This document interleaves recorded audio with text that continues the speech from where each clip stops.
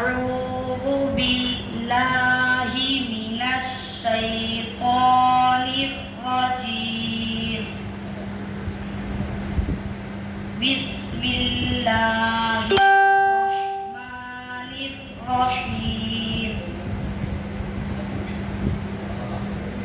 فكيف إذا جمعناهم ليوم لا ريب فيه ووفيت كل نفس ما كسبت وهم لا يظلمون. قل اللهم مالك الملك تؤتي الملك من